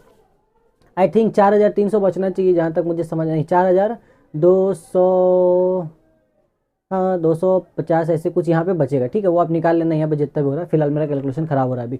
तो वो जो प्रॉफिट बच रहा है उसको आप मैनुअली, जैसा इनका कैपिटल का रेशियो आना है उसके हिसाब से बांट दोगे। ये सिंपल, ऐसा एक क्वेश्चन है किताब में, इसलिए मैंने आपको बताया। जो शायद बस कंडक्टर वाला जो बस चलाते हैं दोस्त लोग, उनके हिसाब से, ठीक है, ओके। देन एक यहाँ पे थर्ड टाइप का और यहाँ पे क्वेश्चन बनता है जो आपको थोड़ा सा डिफिकल्ट करेगा। वो ये है कि भाई मेरा क्या हुआ कि मैंने एक बंदा था हमारे पास, शुरुआत में 50,000 इसने लगा दिया, अच्छा ठीक है, अच्छी बात है। सेकंड पर्सन ने तो 60,000 लगाया, तीसरे पर्सन ने हमारे पास 80,000 लगाया। कोई प्रॉब्लम वाली बात है नहीं, हमने इतना इतना पैसा यहाँ पे लगा दिया। अब क्या हुआ, कुछ मान लो इमरजेंसी हुआ किसी साथ, थर्ड पर्सन के साथ हुआ कुछ इमरजेंसी, इसने बोला भाई मुझे ना ऐसे कुछ पैसे निकालने हुए क्योंकि मेरा कुछ इमरजेंसी काम, मुझे पैसा चाहिए, मेरे ना 20,000 की ज़रूरत है मुझे, ठीक है, थर्ड पर्सन का। तो उसने इन्वेस्ट किया 80,000। अब यहाँ पे हमारे पास इंपॉर्टेंट होता है कि वो पैसा कितने टाइम के बाद निकाल रहा है। वो बोला कि भैया 7 महीना हो चुका था, 7 महीना तक काम ठीक ठाक चला, 7 महीने के बाद अभी तक कोई प्रॉफिट आया नहीं। उसने बोला मुझे 20,000 रुपये निकाल लेना है। उन्होंने ठीक है ले लो भाई, इमरजेंसी है तो किसी के साथ भी इमरजेंसी हो सकता है, कोई बात है नहीं, निकाल लो पैसा, ठीक है, ओके। बट जब ये पैसा निकला तो समझ में आया कि भाई हमें इन्वेस्टमेंट जरूरत तो पड़ेगी। तो ये जो बंदा था जिसने शुरू में 50,000 दिया, उसने बोला ठीक है भाई मेरे पास ना अभी 10,000 रुपये आ चुके हैं एक्स्ट्रा, मैं एक काम करता हूँ अपने बिजनेस में और मैं ऐड कर देता हूँ। 7 महीने के बाद जिस टाइम इसने निकाला उसी टाइम इसने यहाँ पे 10,000 रुपये और ऐड कर दिए। तो अब यहाँ पे गड़बड़ होगा थोड़ा सा। अब किसका टोटल कितना है कैपिटल है वो समझ में आएगा नहीं, सिंपल मेथड बताता हूँ निकालने का, बहुत सिंपल है। सिंपल देखो, पहले थर्ड पर्सन का मुझे टोटल पता करना है, तो उसने कितना दिया था स्टार्टिंग में 80,000। 80,000 को आप मल्टीप्लाई करो 7 से, यानी कि 7 महीने तक तो इतना चल रहा था ना, 7 महीने तक इतना चला। उसने निकाला कितना 20,000। 20,000 निकालने के बाद कितना बचेगा 60,000। मतलब अब जो ये 60,000 रुपये है वो बाकी का, अगर 1 साल का पूरा कॉन्ट्रैक्ट है तो वो बाकी के 5 महीने के लिए चलेगा। ये हमारा टोटल आएगा इन्वेस्टमेंट इस चचा का, जो हमारा P3 पर्सन है। वहाँ पे हम लोग सिंपली उसको कर लेंगे, देखते हैं 1 साल में उन्होंने कितना पैसा उसने झोंक दिया, ठीक है। देन इसके बाद हमारे पास अब ये बंदा था, इसके लिए वही सेम प्रोसेस हम अप्लाई करेंगे। तो इसका जो पहला जो हमारा 50,000 था वो 7 महीने के लिए चला। अब इसके बाद से जो 8वां महीना होगा उसके लिए हमारे पास कितना आएगा 50,000 प्लस 10,000, यानी कि 60,000 रुपये अगले 5 महीने के लिए चलेगा। इस तरीके से हम सिंपली निकालेंगे। और जब ये हम लोग सब मल्टीप्लाई कर रहे हैं तो यही सेम चीज़ हम इसके लिए भी करेंगे। ये पर्सन 2 के लिए था, पर्सन 1 के लिए क्या होगा, जो हमारे पास उसका बेचारा 60,000 था वही 12 महीने के लिए चल रहा था। नंबर्स बड़े बड़े आएंगे बट कोई दिक्कत नहीं, आगे चल के छोटा हो जाना है, क्योंकि जब आप तीनों का रेशियो लोगे, रेशियो तो यहाँ पे भी लेना है, रेशियो लेना है, सम ऑफ रेशियो करना है, देन उसके अकॉर्डिंग सबका प्रॉफिट बांट देना है। इतना ही टाइप का क्वेश्चन एग्जिस्ट करता है पार्टनरशिप बिजनेस में, और कुछ नहीं करता है, ठीक है। इसको जल्दी एक बार स्क्रीनशॉट लीजिए, मिटाएंगे। थोड़ा सा मैं बताता हूँ आपको सिंपल इंटरेस्ट के बारे में, जो डिफिकल्ट क्वेश्चन बन सकते हैं, देन कंपाउंड इंटरेस्ट, उसको बाद खत्म करके आगे चलेंगे मेंसुरेशन में, ठीक है। चलिए जल्दी कर लीजिए, मिटा देते हैं इसे, ओके। तो पूरा हम इसको जल्दी से एक बार साफ करते हैं। इसके बाद हम कंपाउंड इंटरेस्ट में ना ज़्यादा कुछ क्वेश्चन हार्ड बनता नहीं, कंपाउंड इंटरेस्ट में काफ़ी इजी क्वेश्चन है, इससे उस पर मैं ज़्यादा चर्चा नहीं करूँगा। कुछ क्वेश्चन नंबर में इंपॉर्टेंट बता दूंगा आपको, देख लेना, उसको आप सॉल्व कर लीजिएगा खुद से ही। एंड देन कहीं अटकते हो तो simple interest, compound interest, uniform rate of growth, partnership business मैंने पूरा सॉल्व करा रखा है। प्लेलिस्ट का लिंक आपको नीचे डिस्क्रिप्शन में मिल जाएगा। हर वीडियो में अलग अलग क्वेश्चन नंबर से, टाइटल में ही लिखा गया है क्वेश्चन नंबर। अब जो क्वेश्चन नंबर आपको नहीं बनता आप जाकर के उसका सोल्यूशन वहाँ से वॉच कर सकते हो, वो ज़्यादा बेटर होगा, क्योंकि वहाँ पे 5 से 6 मिनट में सोल्यूशन आपको इन डिटेल बहुत अच्छे से एकदम बेसिक से समझाया गया है। मैं अगर अभी समझाऊंगा तो हो सकता है कुछ बेसिक छूट जाए, बट ना छूटे तो बेहतर है आप लोग, इसलिए वो वीडियो आप देख लेना कंपलसरी है। मेंसुरेशन में भी कुछ इंपॉर्टेंट क्वेश्चन बताऊंगा, उसका ही पूरा मैंने सॉल्व करा रखा है हर एक चैप्टर का, वो भी नीचे वीडियो में डिस्क्रिप्शन दे दूंगा आपको, आप जाके चेकआउट कर सकते हो। इवन जो हमारे पास स्फीयर एंड कोन होता है वो तो मैंने आधे घंटे में पूरा चैप्टर आपको पढ़ाया था लास्ट ईयर पे, तो वही आपके लिए हेल्पफुल है काफ़ी इस साल भी, ओके। देखो सिंपल इंटरेस्ट में एक बहुत ही थोड़ा सा तगड़ा टाइप का क्वेश्चन बनता है। रहमत चचा करके कोई है हमारे पास यहाँ पर, तो उनके पास 1,20,000 रुपये था, वो 1,20,000 रुपये लेके गए बैंक में। उन्होंने बोला भैया इस पैसा को मुझे जमा करना है। उनकी 2 बेटियाँ हैं, एक बेटी को हमारे 13 साल, एक बेटी को हमारे 15 साल, ओके। ये चाहते हैं कि पैसा हम ऐसा जमा करें कि जब दोनों 18 साल हो जाए तब उनको पैसा मिले, यानी कि जब दोनों को 18 साल होगा तब पैसा मिलने वाला है। तो पहले के लिए कितना टाइम होगा, पहले वाले के लिए टाइम हो जाएगा 5 साल, यानी कि इसके लिए तो 5 साल के बाद 18 साल की हो जाएगी, और ये 15 साल, तो ये और 3 साल के बाद हो जाएगी 18 साल के बाद। तो दोनों के लिए टाइम पीरियड अलग है पैसा रखने का, तो इक्वल अमाउंट तो हम नहीं रख सकते हैं दोनों में, ठीक है। उनका टारगेट है कि 18 साल होने के बाद दोनों को इक्वल अमाउंट में यहाँ पर पैसा हमें मिलना चाहिए, दोनों को इक्वल अमाउंट मिलना चाहिए। तो उस 1,20,000 को वो क्या करेंगे क्या नहीं करेंगे वो हमें नहीं पता, सिंपली बात है, ओके, ठीक है। सो यहाँ पे इस तरीके का सवाल हमारा समझाया जाता है। ऐसा शायद सवाल यहाँ पर है भी, बट एग्जैक्ट मुझे अभी मिल नहीं रहा है, खैर वही होगा जो भी, ठीक है। अब यहाँ पे रेट ऑफ इंटरेस्ट मान लो दोनों के लिए फिक्स है हमारे पास 10%, इधर भी हम मान लेते हैं 10। ये मैं जस्ट सपोज समझाने के लिए बता रहा हूँ, क्वेश्चन मुझे एग्जैक्ट नहीं मिल रहा है अभी, बट ऐसा क्वेश्चन है किताब में, मुझे याद है।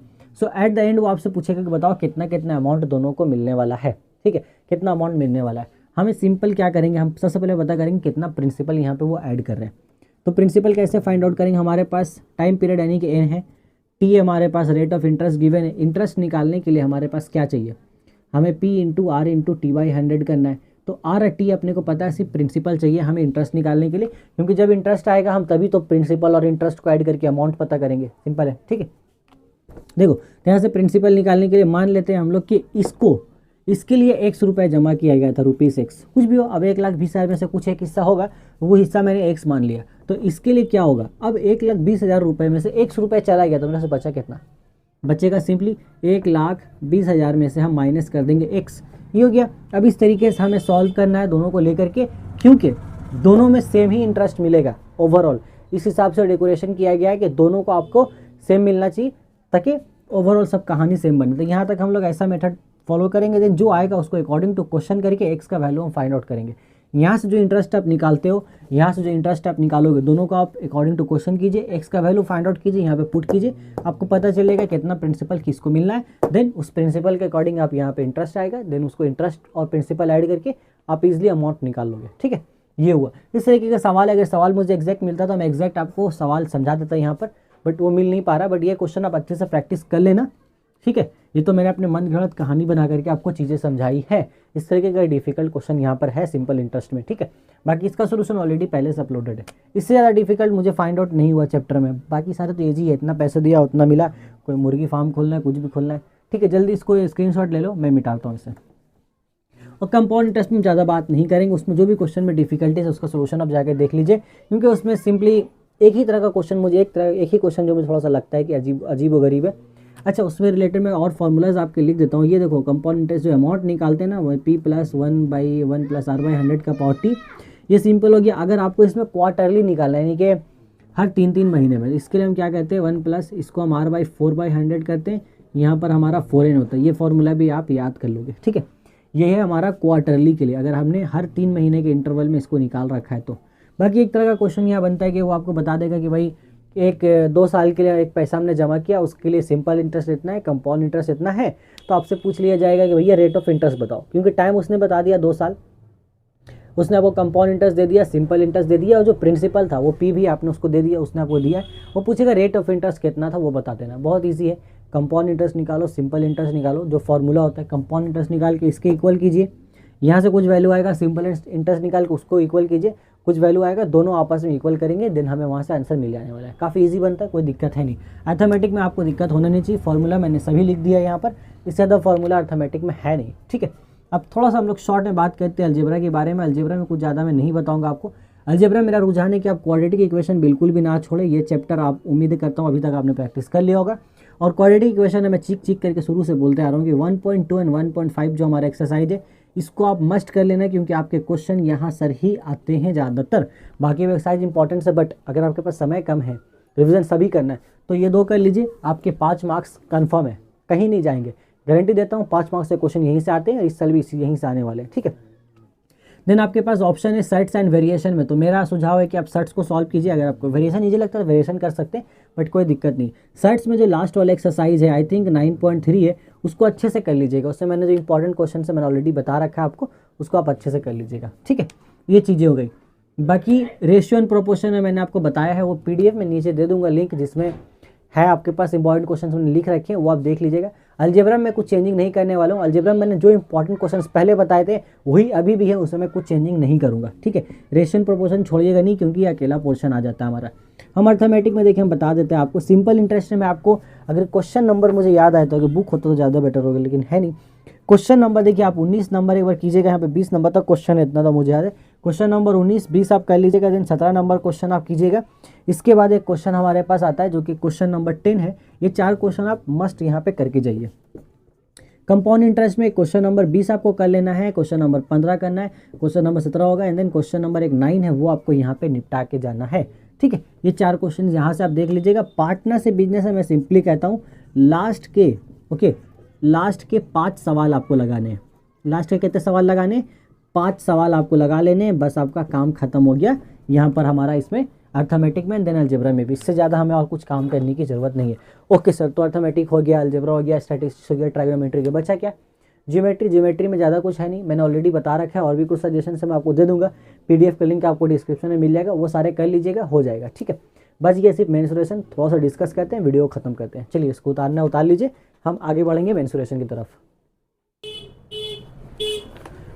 सो ये हम लोग अर्थमेटिक के बाद अब देखते हैं यहाँ पर मेंसुरेशन, और मेंसुरेशन के बाद हमारा ये वीडियो हो जाना है ख़त्म। देखते हैं मेंसुरेशन से रिलेटेड क्या बात हम लोग यहाँ पर कर सकते हैं। मेंसुरेशन में देखो क्या क्या फिगर्स आपको पढ़ने के लिए दिया गया है। एक आपके पास से क्यूबॉइड जो चैप्टर है, तो एक तो क्यूब आपको पढ़ना है, दूसरा आपको क्यूबॉइड पढ़ना है। क्यूबॉइड के पास आपके पास आ जाता है स्फेयर के बाद आपके पास एक कोन आ जाता है, कोन के बाद आपके पास सिलेंडर आ जाता है। ये 5 शक्ल से जो आपको दी गई है। और एक चैप्टर ऐसा है जिसमें इन 5 के बारे में कंबाइंड फॉर्म के बारे में बात किया गया है, यानी कि रिलेटेड प्रॉब्लम्स। सर कुछ चैप्टर का नाम है वहाँ पर आपका, question related to real life problems. Okay, यहाँ पे सबसे पहले हम फार्मूलाज देख लेते हैं क्या होता है। तो V4 हमारा वॉल्यूम है, यहाँ पे वॉल्यूम का फॉर्मूला मैं लिखने वाला हूँ। इसके बाद मैं लिखूंगा कर्व्ड सरफेस एरिया सभी के, उसके बाद हम लिखेंगे टोटल सरफेस एरिया सभी के, ठीक है। बस इतना ही चाहिए। तो क्यूब में क्या होता है, देखो क्यूब क्या है, एक साइड हम अगर स्क्वायर लेंगे, ये हमारे स्क्वायर, ओके, एक स्क्वायर का साइड का लेंथ हम ए मान लेते हैं, तो स्क्वायर का तो एरिया साइड का स्क्वायर करते हैं, ए स्क्वायर करेंगे तो इसका एरिया आ जाता है। बट क्यूब में क्या होता है भैया कि क्यूब हमारा यहाँ पर 6 साइड्स होते हैं। ओके सर 6 साइड होता है, ठीक है, अच्छी बात है। तो इसलिए यहाँ पर हमारा क्या हो जाता है, यहाँ पे जो वॉल्यूम का फॉर्मूला बनता है क्यूब के लिए, यहाँ पर इसको थोड़ा और ऊपर लिखना होगा तब ना मैं यहाँ पर वॉल्यूम का फॉर्मूला लिख पाऊंगा। वॉल्यूम का फॉर्मूला होता है ए क्यूब, इसको हटा ही देते हैं, ठीक है। ये कर्व्ड सरफेस एरिया यहाँ लिखते हैं, टोटल सरफेस एरिया यहाँ लिखते हैं a cube, and then total surface area. देखो एक साइड यहाँ पर 6 साइड है ना, एक साइड का एरिया कितना हुआ ए स्क्वायर, 6 साइड का एरिया कितना हो जाएगा। अच्छा कर्व सिर्फ बोल रहा है ना, 6 साइड का एरिया हो जाएगा हमारे पास 6a², बट सिर्फ कर्व अगर बोल रहा है यानी कि साइड बाय साइड निकालना है। साइड बाय साइड मतलब ऊपर नीचे छोड़ देना है। ऊपर नीचे छोड़ने का मतलब 2 साइड हटा दो, 2 साइड हटाने के बाद बचे कितना, 4 साइड। तो एक साइड का अगर एक स्क्वायर है तो 4 साइड का तो 4a² होगा, सिंपल सा हिसाब है। क्यूबॉइड कैसा बनता है, क्यूबॉइड बनता है हमारा इससे, रेक्टेंगल से। ओके हम यहाँ लेते हैं एक रेक्टेंगल, एक रेक्टेंगल लिया, इस तरीके से 6 पीस रेक्टेंगल जब हम लेंगे तो हमारा क्यूबॉइड बनेगा। यही फर्क होता है क्यूब और क्यूबॉइड में, ठीक है। इससे ज़्यादा का कोई डिफरेंस हमारा क्यूब और क्यूबॉइड में नहीं है। तो इसलिए रिलेटेड हम लोग यहाँ पे फॉर्मूलाज लिख देते हैं जो आपको याद कर लेना है। क्यूबॉइड में हम लोग सिंपली वॉल्यूम कैसे निकालेंगे, length into breadth into height. ये वॉल्यूम निकालने का फंडामेंटल एकदम फॉर्मूला है, length into breadth into height करेंगे। ये लेंथ ले लो, ब्रेथ ले लो, हाइट ले लो, बस निकल गया। उसके बाद कर्व सरफेस एरिया कैसे, इसका मतलब ऊपर नीचे छोड़ देना है, and then side by side हमें सिर्फ लेना। तो वहाँ पे फॉर्मूला बनता है 2h into length plus breadth. और टोटल में क्या होता है कि सभी ले लेते हैं हम लोग तीनों साइड का। पहले एक बार लेंथ इंटू ब्रेथ करेंगे, फिर एक बार हमारे पास ब्रेथ इंटू हाइट होगा, एंड देन एक बार हमारे पास लेंथ इंटू हाइट होगा। यानी ऐसा बोलो हाइट इंटू लेंथ, अगर साइड में एक वो ऑर्डर में जाएंगे तो सिंपल याद रखना बहुत आसान, length into breadth, breath into height, height into L. Possible जितने 2 पेयर्स हो सकते हैं बैठा दो, हो गया। स्फेयर काफ़ी इजी होता है। स्फेयर का वॉल्यूम होता है 4/3 πr³ एंड इसका एरिया होता है, कर्व्ड सरफेस एरिया बात कर रहे हैं तो 2πr² होगा। लेकिन एक मिनट, कर्व सरफेस एरिया इसका थोड़ी हेमी स्फेयर का होता है, इसका टोटल स्फेयर, क्योंकि स्फेयर ऐसा दिखता है ना, ये स्फेयर ये है, तो स्फेयर का तो कर्व सरफेस एरिया कुछ है ही नहीं, वही तो टोटल सरफेस एरिया जो कर्व्ड है, तो दोनों सेम होता है इसका हमारे पास, ठीक है। अगर हेमी स्फेयर बोल दिया जाए तो हेमी स्फेयर के केस में क्या होता है, हम लोग उसको आधा कर देते हैं। स्फेयर ऐसा दिखा, हेमी स्फेयर हमें ऐसा देखने को मिलेगा कुछ। यहाँ पे सेंटर, ये हमारा रेडियस, इसका तो रेडियस सही था। तो इस तरीके से हमारा वो 2πr² हो सकता है। और वॉल्यूम उस केस में क्या हो जाएगा, 2/3 πr²। लिख लो भैया, हेमिस्फेयर के लिए 2/3 πr³ हो जाएगा, एंड देन एरिया हो जाएगा 2πr²। कोन के लिए हम आ जाते हैं। कोन का हमारा जो शक्ल है कुछ ऐसा दिखता है। कोन हमारा कुछ ऐसा प्राणी है, ठीक है। कोन हमारा कुछ ऐसा प्राणी है। यहाँ पर सेंटर, ये हमारे पास एक हाइट होता है, ये हाइट है, और ये जो आपको दिख रहा है इसको हम प्यार से बोलते हैं साइलेंट हाइट, जिसको एल से डिनोट करते हैं। ये हमारा ये रेडियस यानी कि आर। इस तरीके से आप देखोगे कि यहाँ पर हमारे पास एल एच और एक राइट एंगल ट्राइंगल बन जाता है। इसलिए यहाँ से देखो एल कहाँ आ रहा है, हाइपोटेन्यूज के पास, तो यहाँ से हमारा रिलेशन एक प्यारा सा बनता है जो कि होता है L² = H² + R²। इसलिए अगर दोनों में से कोई एक चीज़ आपको गिवन, 2 चीज़ गिवन है तीनों में से, तीसरा आप यहाँ से फाइंड आउट कर लोगे। ओवरऑल हम फार्मूला की बात करते हैं तो कोन का जो यहाँ पे वॉल्यूम का फार्मूला बनता है वो बनता है 1/3 πr²h, एंड देन इसका जो हमारा कर्व्ड सरफेस एरिया होता है वो होता है 2πrh, and total surface area जिसका होता है, तो टोटल सरफेस एरिया में, एक मिनट ये मैंने गलत लिख दिया यार, ये तो हमारा सिलेंडर का होता है। कर्व्ड सरफेस एरिया इनका सिंपली 2πrh होता है। अरे ठीक ही तो लिखा होता है नहीं, एक मिनट हाँ, कोन का कर्व्ड सरफेस एरिया हमारे पास होता है πrl, क्योंकि इसमें तो एल है ना, पर कर्व्ड सरफेस ऐसा लेंगे हम लोग, ये πr यहाँ से आ जाता है, एंड देन एल हमारा साइलेंट हाइट वाला एल आता है। एंड टोटल के लिए हम लोग क्या कहते हैं, जो कर्व हमारा πrl है, नीचे बेस में हमारे पास है πr², इसको हम ऐड कर देंगे, जो भी आएगा देख लो। यहाँ पे अगर हम शॉर्ट में लिखेंगे, इसको कॉमन लेंगे तो πr कॉमन आएगा, अंदर l + r, ये भी एक सर्कल है। सिलेंडर में क्या होता है, πr² होता है, एंड कर्व्ड सरफेस एरिया इसका हो जाता है हमारे पास 2πrh। जो हमारा सिलेंडर का शक्ल कुछ ऐसा दिखता है, प्यारा सा सिलेंडर हमारा, ठीक है, प्यारा सा सिलेंडर ऐसा दिखता है। तो ये जो कर्व्ड सरफेस एरिया है ये होता है 2πrh। टोटल निकालेंगे तो ऊपर में एक सर्कल है जिसका एरिया होता है πr², और नीचे में भी एक है हमारे पास जिसका एरिया होता है πr²। तो टोटल में क्या होगा, 2πrh + 2πr² कर देंगे, सिंपली हो जाएगा। ऊपर के πr², नीचे के πr², ठीक है। तो इनको आप एक बार उतार लीजिए, फिर हम कुछ एक और अच्छे से एक बार कंसेप्ट आपको हम समझाते हैं, कुछ क्या क्या करना है आपको। सो ये अब हम लोग इसके आगे देखते हैं। यहाँ तक मैंने फार्मूलाज आपको बता दिए। फार्मूला को डिटेल में एक्सप्लेन करने का तो समय हमारे पास है नहीं, फार्मूला आपको याद करना होगा। एक जगह मैंने इसलिए आपको लिख के दिया कि आप अभी नोट डाउन कर ले और उसको अच्छे से याद कर ले, ठीक है। देखो अब यहाँ पे बाय चैप्टर कुछ इंपॉर्टेंट क्वेश्चंस यहाँ पे जो हमारे पास है, हम उनको एक बार देख लेते हैं क्या क्या हमारे पास है। एक मिनट, मुझे कहीं से तो किताबें भी जुगाड़ हुआ है, तो हम यहाँ पर एक बार चैप्टर हम ओपन करते हैं। सबसे पहले हम चैप्टर में जाएंगे कीबोर्ड, जो कि है पेज नंबर 67 पे। ओके, तो 67 पे हमारे पास है यहाँ पर, बट एक्सरसाइज जो हमारा है वो शुरू होता है यहाँ पेज नंबर 74 पे। तो यहाँ से हम क्वेश्चन नंबर आपको बताते हैं क्या क्या इंपॉर्टेंट क्वेश्चन है यहाँ पर करने के लिए आपको। तो ये मैं बता रहा हूँ आपको क्यूबॉइड वाले चैप्टर के लिए। ओके, तो क्यूबॉइड वाले चैप्टर से आप लिख लोगे, आपको क्वेश्चन नंबर 17 यहाँ पे करके जाना है, इंपॉर्टेंट क्वेश्चन है। 17 नंबर क्वेश्चन आप कीजिए, उसके बाद आपको यहाँ पर 19 नंबर क्वेश्चन एक है, देन 20 नंबर क्वेश्चन है, इसके बाद डायरेक्ट आप आ जाइए 22 नंबर क्वेश्चन। ये 4 बहुत इंपॉर्टेंट क्वेश्चन थे, इसको आप कर लीजिएगा।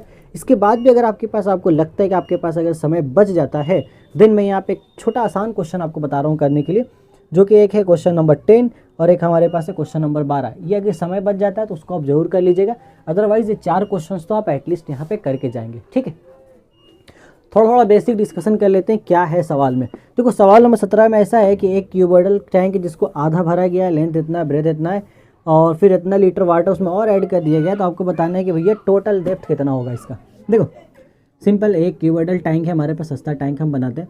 इसको मान लो इतना एरिया तक पहले भरा हुआ था, कितना भरा हुआ वो अपने को बताया नहीं है। ठीक है, मान लेते लेंथ ब्रेथ वो दे दिया, मान लेते ये जो भरा था वो x था, फिर इसमें हमने 630 लीटर पानी और ऐड कर दिया, लेवल बढ़ के मान लो यहाँ आ गया। तो न्यू लेवल कितना हो जाएगा हमारे पास, इनिशियल लेवल हम मान लेते हैं, पहला लेवल हमारे पास L1 में नाम देता हूँ, प्रॉपर लिख के नहीं बनाओगे अभी, वो आपको ऑलरेडी मिल जाएगा, वो आपको बना लेना है। तो L1 कितना हो जाएगा, यहाँ से हम मान लेते हैं x हमने माना, L2 न्यू लेवल कितना मिलने वाला है 630 प्लस x। ठीक है, तो ये सिंपली हमारा क्या होगा, हाइट हो गया h1, ये सिंपली क्या आ गया h2, and length and breadth उन्होंने दे रखा है। तो length into high h1 into B, यहाँ से हमारे पास निकलेगा पहला वॉल्यूम यानी कि V1। सेकंड केस में हमारे पास एक और नया वॉल्यूम आने वाला है, जो कि हमारे पास आएगा वो वाले केस में L into H2 into B, यहाँ से एक सेकंड हमारे पास वॉल्यूम आ जाएगा। Calculate and right depth what will be increase by, कितना वो बढ़ा है वही आपको फाइंड आउट करना है। इस तरीके से हम इक्वेशन को इक्वेट करेंगे, यहाँ से हमें यहाँ पर चीज़ें देखने को मिल जाएंगी क्या होने वाला है। ठीक है, चलिए ये रफ आइडिया था, इसको आप डिटेल में बना लोगे आराम से, कोई दिक्कत नहीं है इसमें, क्योंकि उतना तो आप लोगों ने साल भर मेहनत की ही है। क्वेश्चन नंबर 18 में ऐसा है, अच्छा ये वो वाला क्वेश्चन ना, ये वाला क्वेश्चन बोलेगा एक रेक्टेंगुलर ग्राउंड है हमारा। ओके, या फिर कैसा भी एक ग्राउंड है रेक्टेंगुलर, उसे ग्राउंड में हमने क्या किया, 4 जगह पर एक पिलर लगाना है 4 कोना में।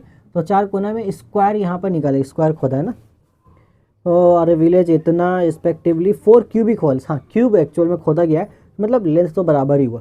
यहाँ से खोद के मिट्टी निकाल करके remove and disperse on the remaining land, calculate and right the height of the surface of the field that is increased by, कितना हाइट वहाँ पे बढ़ गया वो आपको पता करना है। तो चारों जगह जितना मिट्टी निकाला गया उतना ही मिट्टी तो यहाँ पर डाल दिया गया ना, तो कितना हाइट बढ़ा वो तो हम सिंपली यहाँ बता सकते हैं। इन चारों को देखो, हर एक क्यूब का आपको वॉल्यूम निकालना होगा, और चारों को वॉल्यूम निकाल के जोड़ दो, जितना वॉल्यूम एक्चुअल में यहाँ पर रखा गया था इन चारों का मान लो, जस्ट सपोज मैं बता रहा हूँ, आप कैलकुलेशन कर लेना। 4a क्यूब, एक का मैं अगर वॉल्यूम a क्यूब मानता हूँ, 4 क्यूब का वॉल्यूम कितना हो गया 4a क्यूब। इसी मिट्टी को उठा करके इनके ऊपर पे रख दिया गया है और कुछ नहीं किया गया। ठीक है, तो मान लेते हैं ये जो हमारा वॉल्यूम है और जो नया इसका हाइट बनेगा, दोनों तो बराबर ही होने वाले हैं। तो हम दोनों को क्या करेंगे, यहाँ पर उसको बराबर करके ईजिली हम यहाँ पर इसको इक्वेट कर देंगे। इसमें देखो इस पूरे एरिया का हमारे पास कितना आएगा वो हमें फाइंड आउट करना है। आप इजीली फाइंड आउट कर लोगे, कोई दिक्कत नहीं है। ठीक है, मैं सिर्फ रफ आइडिया दे रहा हूँ, इक्वेट कीजिएगा, आपको यहाँ से आंसर मिल जाएगा। मैं डिटेल में यहाँ पे सॉल्व नहीं कर पाऊँगा। चलिए ठीक है, हम आपको चैप्टर का इंपॉर्टेंट क्वेश्चंस बता के फिर थोड़ा सा ज्योमेट्री में बताता हूँ, फिर हम उसके बाद ख़त्म करेंगे इसको। ओके, चलिए इसको आप उतारिए, तब तक मैं दूसरा देखता हूँ। दूसरा चैप्टर हमारे पास है कितने नंबर पेज में। इसके बाद हम सीधे चलते हैं सिलेंडर के पास। सिलेंडर हमारे पास है पेज नंबर 140 में, बट एक्सरसाइज हमारा आई थिंक शुरू हो रहा होगा 140 में तो नहीं होगा, 146 में शुरू हो रहा है। ये चैप्टर थोड़ा सा ज़्यादा मतलब अजीब तरह का चैप्टर है। देखता हूँ सिलेंडर में, आप देखो क्या करना है आपको। सिलेंडर में मुझे क्वेश्चन नंबर इस बार जो इंपॉर्टेंट्स लग रहे हैं एग्जाम में आने के लिए, वो हमारे पास है question number 13 and then question number 9। ठीक है, क्वेश्चन नंबर 13 करना है, क्वेश्चन नंबर 9 कीजिए, क्वेश्चन नंबर 5 भी आप कीजिए यहाँ पर। देन उसके बाद 3 क्वेश्चन कर लीजिए अगर आपके पास समय बच जाता है एक्स्ट्रा। ठीक है, एक्स्ट्रा समय बचने के बाद आप क्वेश्चन नंबर 18 कीजिएगा, अदरवाइज 3 क्वेश्चन यहाँ से कीजिए, इससे ज़्यादा की आपको ज़रूरत नहीं पड़ेगी। ठीक है, मैं इसके बाद फिलहाल अब आ जाते हैं हम लोग अगले चैप्टर की तरफ। इसको आप जल्दी से उतार लीजिए। इसके बाद हमारा जो चैप्टर होगा आई थिंक स्फीयर, तो स्फीयर में कुछ कंसेप्ट से आपको हम बता देंगे। स्फीयर है पेज नंबर 179 में, देखते हैं 179 कहाँ गया हमारा। ओके, मिल गया हमारे पास। यहाँ पे देखो क्या करना है, स्फीयर में क्या क्या क्वेश्चंस आपको कर लेने हैं। स्फीयर में देखिए मैं आपको बता रहा हूँ क्या क्वेश्चंस आपको मोस्ट यहाँ पे रिवीजन करना है। तो एक हमारे पास है question number 6। Okay, question number 7, ये 2 क्वेश्चंस आपको यहाँ से पकड़ने हैं। फिर उसके बाद जो इंपॉर्टेंट क्वेश्चंस हैं हमारे लिए वो यहाँ पर है क्वेश्चन नंबर 12 हमारे पास इंपॉर्टेंट है। क्वेश्चन नंबर जो हमारा लास्ट यानी कि 14 नंबर है वो आपको करना है, ये आपको यहाँ से कंपलसरी एकदम कर लेना है। इनकेस अगर टाइम बच गया तो क्वेश्चन नंबर 8 आप यहाँ पे कर लीजिएगा, अदरवाइज़ कोई दिक्कत है नहीं यहाँ पर। ओके, क्वेश्चन नहीं 1 मिनट, टाइम बचने के बाद नहीं, क्वेश्चन नंबर 8 आपको करना ही होगा। मतलब ये 5 क्वेश्चन यहाँ से आपको करने होंगे। लास्ट में आपको बताता हूँ कोन का मामला क्या है, ठीक है। इसको उतारिए, फिर हम यहाँ बात करेंगे कोन के बारे में। कोन है किसका? कोन। ओके, देखते हैं कोन हमारे पास पेज नंबर किस में है। यहाँ पर वो जो कोन है वो 221 नंबर पेज में। देखता हूँ क्या है यहाँ पर। ज़्यादा क्वेश्चन है नहीं है, कोन सबसे ज़्यादा ईजी पड़ता है। कोन में हमारे पास जो क्वेश्चन नंबर है जो आपको एकदम मस्ट करके जाना है वो एक क्वेश्चन नंबर हमारे पास है 12, उसके बाद एक क्वेश्चन नंबर है 8 के बाद हमने यहाँ पे क्वेश्चन नंबर देख रखा है। 3 ही क्वेश्चन, उससे ज़्यादा है नहीं, 12, 8 और 9 ये 3 क्वेश्चन आपको करने। होप सो यहाँ से क्वेश्चन आपको देखने को मिलेंगे बोर्ड एग्जाम में। अदरवाइज़ कुछ कंसेप्ट बताता हूँ जो चीज़ें आपको याद रखनी है एक्चुअल में, ठीक है। चलिए मिटा दिया जाए इसको, उतार लिया होगा आपने, उम्मीद करता हूँ, है ना। मिटा देते हैं। चलो देखो, कुछ चीज़ें ऐसी तो स्फीयर वगैरह में कुछ ऐसे क्वेश्चंस आएंगे, सिलेंडर में कुछ ऐसे क्वेश्चंस आते हैं। बोलते कि हमारे पास एक बड़ा सा स्फीयर है जिसको हमने पिघला करके, हमने मेल्ट करके छोटे छोटे बना दिए हैं स्फीयर्स, कुछ बने हैं, ठीक है। कितने पीस बने वो नहीं पता, वो आपको उसका रेडियस दे देगा और ये बड़े वाले का भी रेडियस आपको पता रहेगा, ठीक है। तो रेडियस पता है तो हम वॉल्यूम निकाल सकते हैं। वो पूछेगा कितना पीस बना है। जब भी ऐसा आपको सवाल आए कि एक बड़ा चीज़ उसको पिघला के छोटा छोटा मार्बल बनाया गया या फिर कुछ बॉल बनाया गया, गोली बनाया गया, कितना पीस बना वो पता करना है। आप सिंपली क्या कीजिए, दोनों का वॉल्यूम निकाल के आप डिवाइड कीजिए, आपको पता चल जाएगा। आपको यहाँ पे लेना है वॉल्यूम ऑफ बिग स्फीयर, लिख के रख लीजिएगा, volume of big sphere divide by volume of small spheres. Okay, बस आपको पता चल जाएगा कितना पीस यहाँ पर बन रहा है। तो वॉल्यूम ऑफ स्मॉल स्फीयर्स यहाँ पर हम डिवाइड कर देंगे, यहाँ पे जितना नंबर आने वाला ये हमारा सिंपली बता देगा कितना पीस बनेगा, ठीक है। दूसरा हमारे पास आता है कि वाटर डिस्प्लेस्ड बाय, बोलेगा भाई इतना बड़ा हमारे पास स्फीयर, इसको हमने उठा के यहाँ पानी में डाल दिया, तो बताइए ये जो स्फीयर है कितना पानी वहाँ पे डिस्प्लेस कर देगा। तो सिंपल याद रखिएगा, water displaced by a body is equal to water displaced by a body is equal to the volume of the body, is equal to the volume of the body. यानी कि एक body का जितना volume होता है वो उतना ही water यहाँ पे डिस्प्लेस कर पाएगा, ठीक है। तो हम सिंपली अगर स्फीयर को डाला गया पानी में, स्फीयर का वॉल्यूम निकाल देंगे, हम बता दें जितना इसका वॉल्यूम आएगा भाई उतना ही पानी उसने डिस्प्लेस किया, उससे ज़्यादा पानी वो डिस्प्लेस नहीं कर सकता है, ठीक है। देन ये कुछ स्फीयर से रिलेटेड बातें हो गई। एक सिलेंडर में एक टाइप का ऐसा क्वेश्चन आता है कि छोटा सा हमारे पास ये एक छोटा सा हमने सिलेंड्रिकल लिया है और उसको हमने क्या किया, एक छोटा सा सिलेंड्रिकल हमारे पास मान लो कुछ है सॉलिड बर्तन, उसको हमने डाल दिया, उसकी वजह अगर पानी का लेवल थोड़ा सा हाई हो गया, होता है गिलास में हमने पानी रखा, उसमें थोड़ा सा एक छोटा ईटा डाल दो तो पानी का लेवल थोड़ा सा हाई होता है। कितना हाई हुआ वो पूछा जा रहा है, तो वो सेम ही कंसेप्ट, जितना उसका वॉल्यूम होगा उतना ही पानी को डिस्प्लेस करेगा। तो हम क्या करेंगे, हम इसका वॉल्यूम निकालेंगे, वॉल्यूम निकाल के हम वहाँ पर चेक करेंगे भैया इतना आ रहा है, देन उसके बाद पहले वाले निकालेंगे, पहले वाला का हाइट और इसके बाद जो इंक्रीज हुआ दोनों को हम वहाँ माइनस करके बता सकते हैं कि कितना हाइट इंक्रीज हो चुका है, ठीक है। याद रखिएगा चीज़ें ये सब। कोन में कुछ ऐसा क्वेश्चन आता है कि टेंट के अंदर हवा वगैरह इस तरीके की भरा है, तो याद रखिएगा टेंट के अंदर उतना ही हवा आ सकता है। टेंट कैन, कोनिकल टेंट की हम बात कर रहे हैं, ठीक है, कोनिकल टेंट। तो कोनिकल टेंट कैन यहाँ पे रख सकता, मतलब रख सकता है, ठीक है। कैनिकल टेंट रख सकता है, कितना हवा रख सकता है वो देखते हैं। कोनिकल टेंट रख सकता है हवा, रख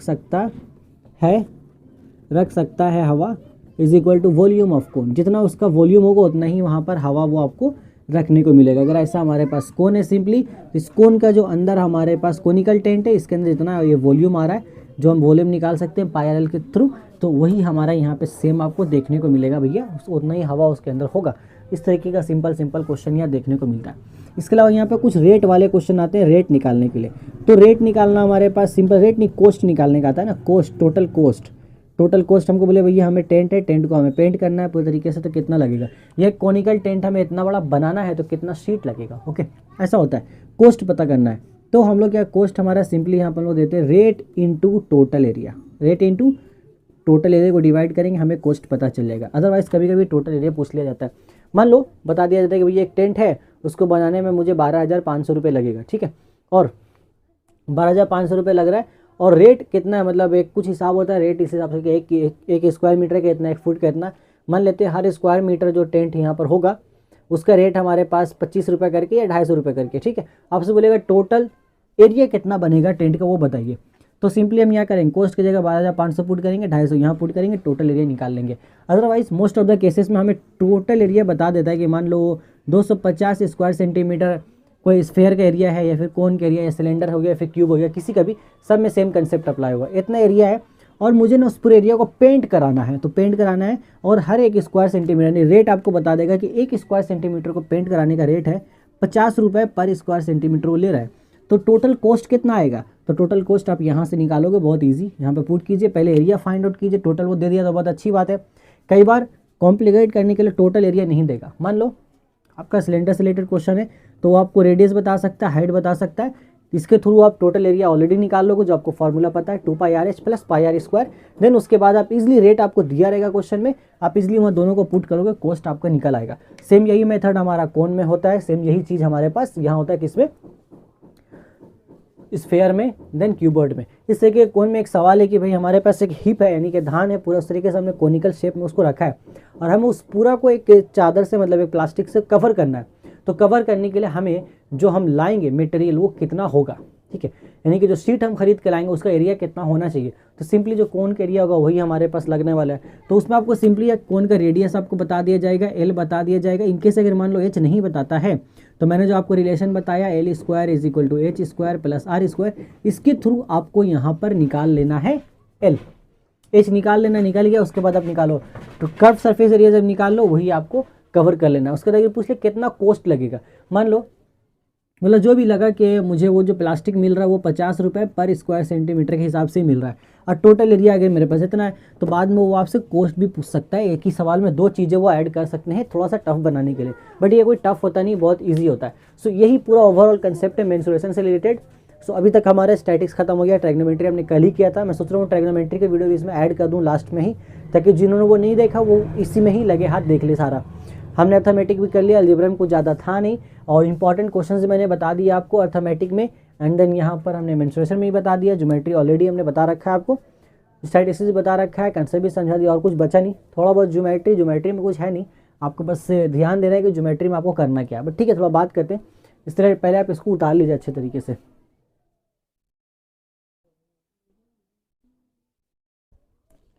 तो ठीक है, उम्मीद करता हूँ ये आपने उतार लिया होगा। तो कुछ छोटी छोटी बातें कर लेते हैं, ज्योमेट्री में ज़्यादा घबराने की बात है नहीं आप लोगों को, ठीक। ज्योमेट्री मैंने ये कुछ क्वेश्चंस दे रखे हैं, इसका PDF आपको मिल जाएगा, नीचे डिस्क्रिप्शन में ऐड कर दूंगा अभी मैं।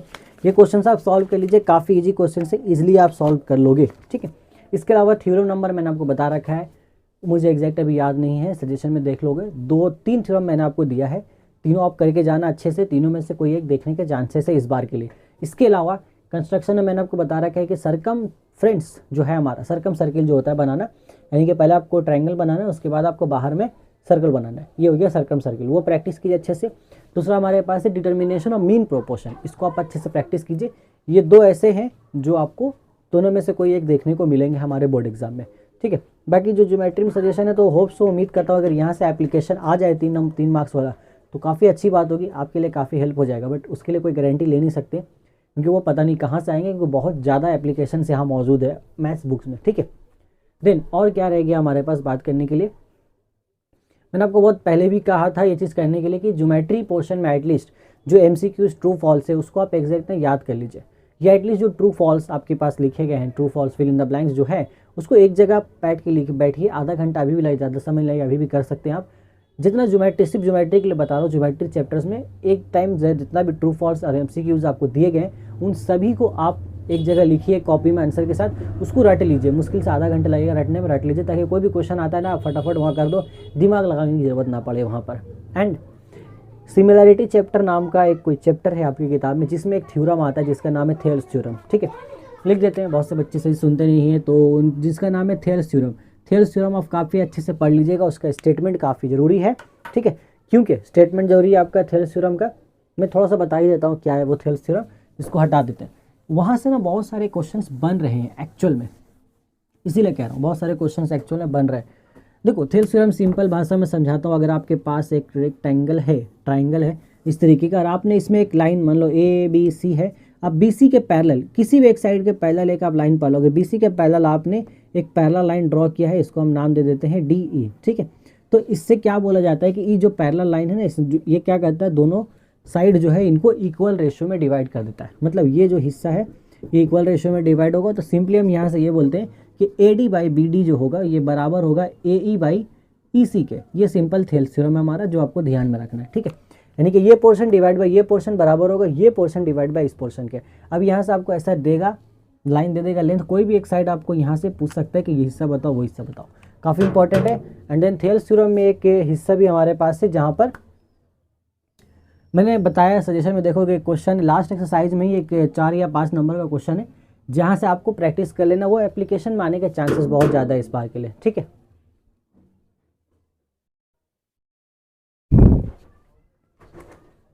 ओके, सो यहाँ तक हमारा ओवरऑल सारा कंप्लीट हो गया, कोई दिक्कत नहीं है, ठीक है। ये सारी चीज़ें हो गई पूरी, उम्मीद करता हूँ ये सब आप अच्छे से कर लोगे। अभी मैं वीडियो बहुत जल्दी आपको मिल जाएगा 6 बजे तक, ये जो शूट हो रहा है अभी, ताकि आप रात तक इसको देख करके आसानी से सारा चीज़ सारा कंसेप्ट आप समझ लो। सो बस इतना ही, उम्मीद करता हूँ जो भी चीज़ें मैं आपको बता रहा हूँ हेल्पफुल रहे आपके मैथ्स के एग्जाम में भी, जैसे बाकी सारी चीज़ें रही हैं, ठीक है।